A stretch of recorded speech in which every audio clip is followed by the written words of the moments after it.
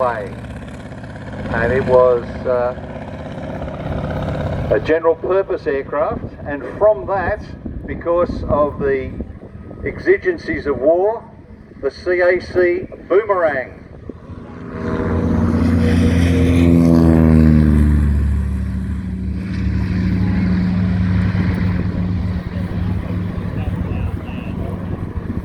Hey, ladies and gentlemen, you can see that these aircraft, if you have a look at them when they took off, they do have some similarities. Now, both of these machines represent Australian technology. They were the first aircraft that were produced in Australia.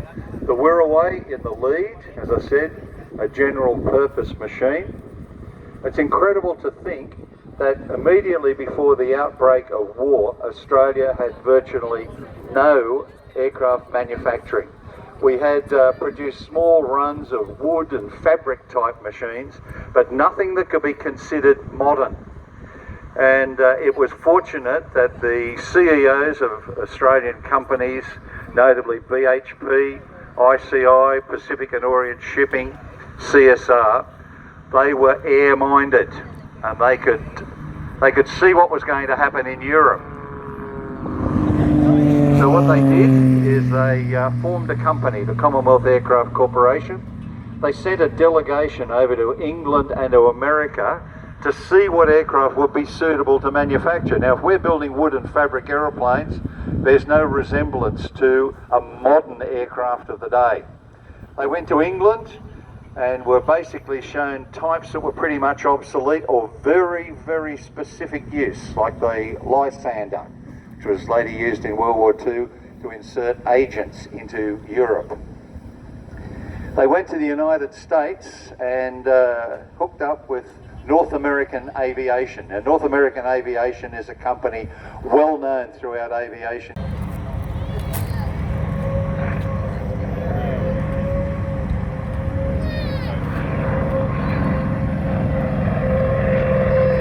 It's a great photo opportunity, folks. Now you see that white and blue rondel, the marking on the wings and the fuselage. Now that is Australia's Air Force national marking in the Pacific. Now, of course, in the Pacific, the Japanese aircraft, their national marking was referred to as the meatball. It was the red Hinamaru, or the rising sun. So any aircraft with any red on it would be basically shot at. And in the very early days of the war, there was a lot of that going on. Australian aircraft, until it was realised after Pearl Harbor, they carried a red, white and blue marking, same as the RAF, but that soon disappeared to the blue and white you see here. Up in the China, Burma, India theatre, they had what they called the CAC, or Southeast Asia Command marking. So instead of the dark blue and white, it was dark blue and a light blue centre. Beautiful photo opportunity there, folks. Have a look at the similarities between those, even though they're quite different size. The Wirraway a two-seater and the Boomerang single-seat. Wirraway flown today by Glenn Collins, and the Boomerang has come up from Temora Aviation Museum, where it forms now part of 100 Squadron RAAF. The 100 Squadron was formed to commemorate this, the 100th anniversary of the Royal Australian Air Force. It took place on the 31st of March.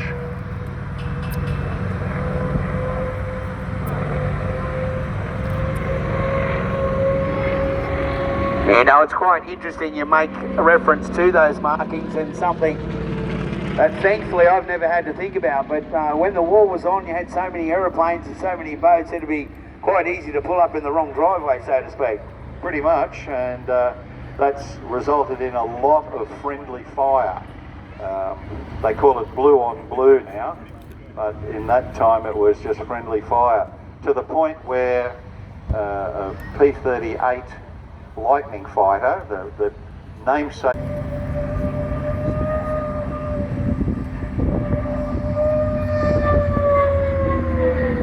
Now we were producing the Wirraway, and we eventually built 755 of those down at the Fisherman's Bend factory, right next to where the Westgate Bridge is.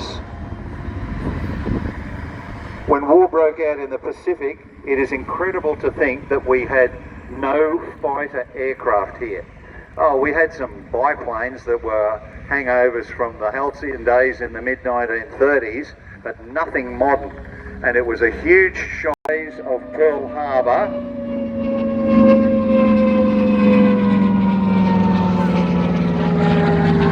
He and a design team with Fred David aboard had put together a concept for a fighter aircraft based on the Wirraway.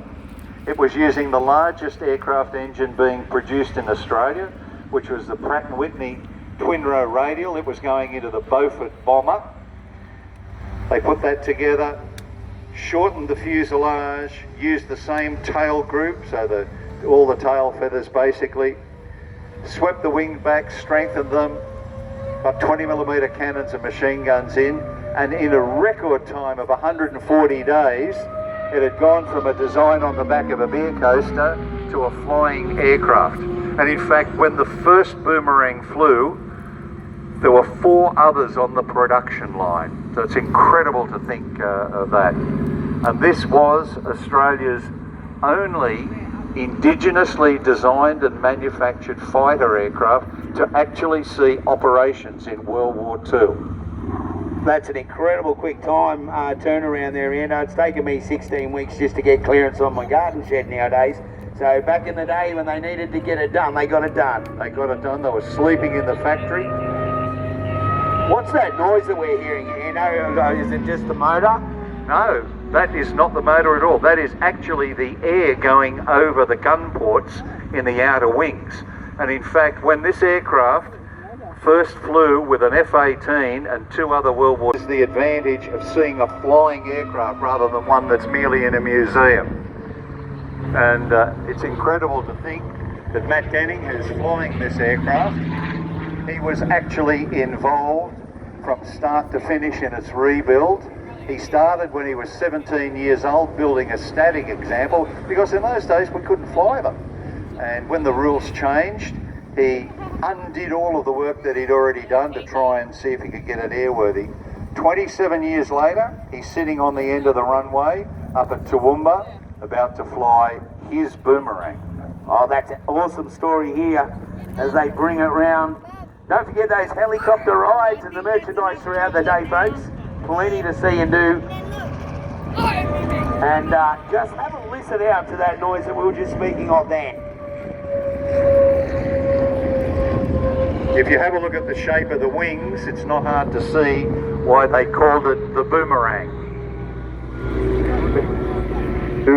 I thought it was they called it that because they would always come back. Who were based overseas. 4th Squadron operated in New Guinea and then all the way through to the end of the war up at Balikpapan in Borneo. A number 5 Squadron that flew in the Solomon Islands. Now the Wirraway also served with 4 and 5 Squadron on operations. So it was a natural progression. Boomerangs only encountered the Japanese aircraft once that we can absolutely prove. And it was unfortunate for the pilot of that aircraft. He was heading into an attack, a Betty bomber, and the guns froze on him. But we do know that 2 Boomerangs were lost on operations, and at the same time a number of Japanese aircraft were shot down. So it is yet to be proven that potentially the Boomerang was in air-to-air combat with Japanese aircraft.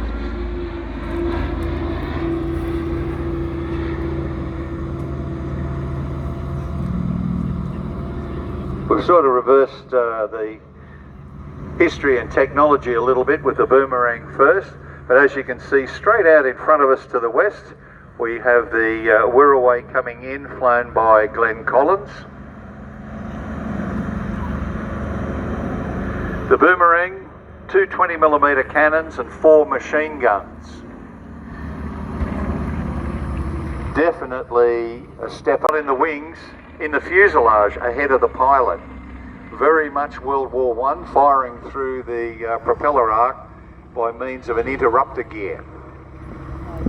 The aircraft was produced in a number of versions, and this is the last version, what they call the CA-16, which is the model number.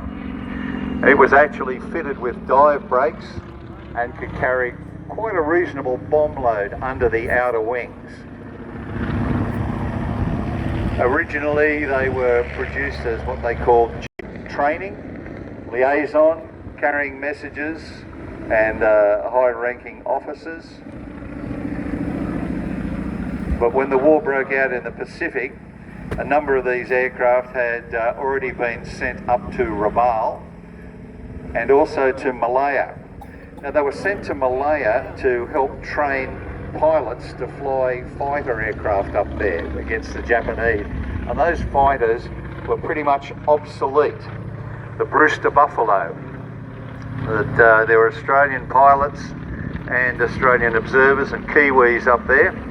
And when war broke out, they utilised these aircraft in many, many roles. They actually transferred over to what they call Y Squadron, RAF, and they were used on ground support missions even, very much outgunned by the Japanese.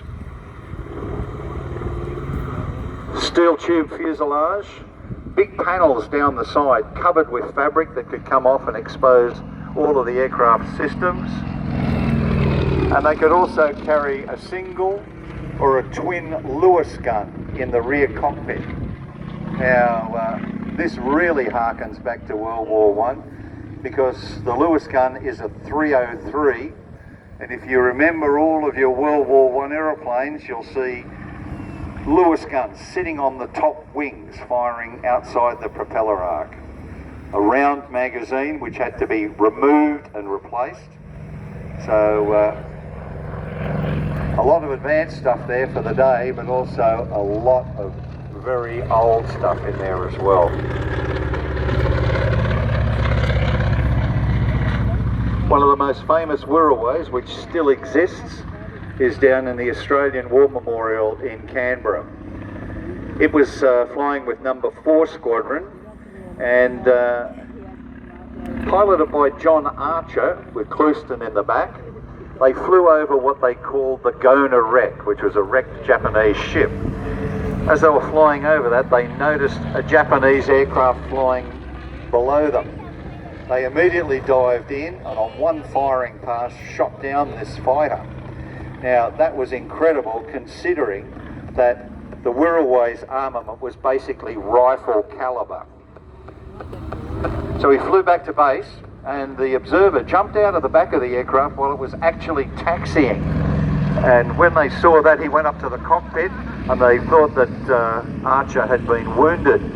But when they found out what happened, they sent a very famous signal back to their headquarters, and it said, "Archer has shot down 1 Zeke, repeat 1 Zeke, send 6 bottles beer." Now that aircraft still exists and it's on display down in the Australian War Memorial in Canberra. It, like many other Wirraways post-war, were converted back into their training role, operating with number 1 Basic Flying Training School and then number 1 Flying Training School. And the last Wirraway went out of service with the Royal Australian Air Force and was flown to Tocumwal in New South Wales for storage in 1959. Well, ladies and gentlemen, as the Boomerang comes back in now with Matt Denning aboard, give him a huge wave and a round of applause for that great display. There are only 2 Boomerangs currently flying in Australia and only 3 in the world. Matt is actually rebuilding and assisting in the rebuild of a number of aircraft, and hopefully we're going to end up with squadron numbers in the near future. That aircraft is actually carrying the markings in which it flew, with the name Susie Q on the side, and that was for the pilot's wife. It's incredible to think that John Bash flew this machine. It was rebuilt over 27 years by Matthew Denning, and one of its first away flights was to come for 1939, basically nothing. And then at the end of the Second World War, we were producing 4-engined heavy bombers. We were producing the Mustang fighter, which we'll talk about later on. And we also produced a world-class fighter. We only built a prototype of it called the CA-15. The 2,000 horsepower, 35-litre V12. Looked very much like a Mustang on steroids. But this was the capability that Australia had gained over those war years.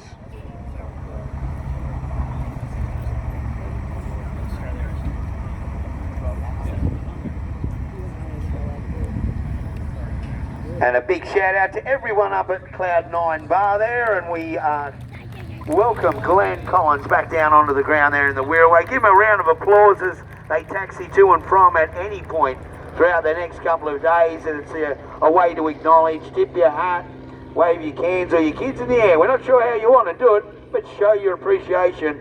And again, for the first time, big shout out to Cloud